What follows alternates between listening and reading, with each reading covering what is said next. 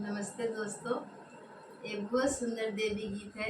अगर आप लोगों को पसंद आए तो सब्सक्राइब कीजिएगा और कमेंट कीजिएगा। आप लोग से यही विनती है और ये गीत जरूर सुनिएगा।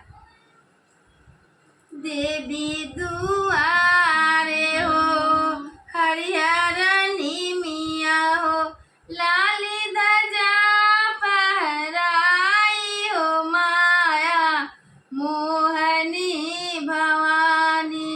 लाली ध्वजा फहराई हो माया मोहनी भवानी। देवी दुआरे हो हरिहर निमिया हो, लाली ध्वजा फहराई हो माया मोहनी भवानी। लाली ध्वजा फहराई हो माया मोहनी भवानी।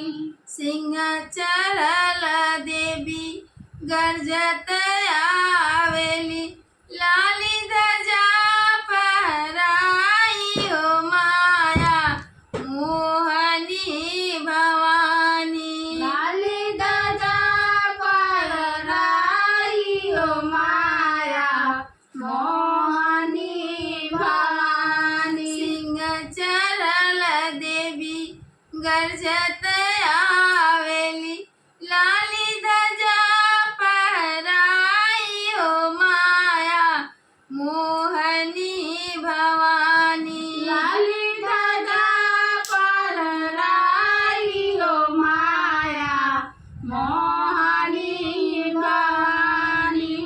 खन देवी जोगिनी, खन देवी मोहिनी, खन देवी बालक रूप हो माया मोहनी भवानी। खन देवी बालक रूप हो माया मोहनी भवानी। खन देवी जोगिनी, खन देवी मोहिनी, खन देवी बालक रूप हो माया मोहनी भवानी।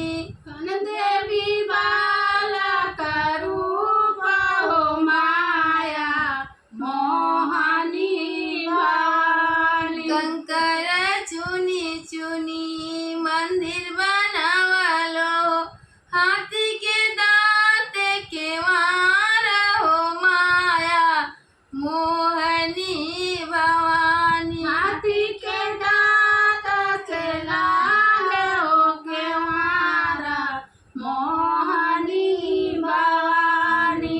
कंकर चुनी चुनी मंदिर बनावलो, हाथी के दांत के मार हो माया मोहनी भवानी। हाथी के दांत से लाल के मारा मोहनी भवानी। खन देवी दुर्गा हो, खन देवी काली हो, खन देवी गौरी रूप हो माया मोहनी भवानी। खन देवी गौरी रूप हो माया मोहनी भवानी। अंधन के आँख देता, कोरियन के काया हो, बांझिन के पुत्र तू देलू हो माया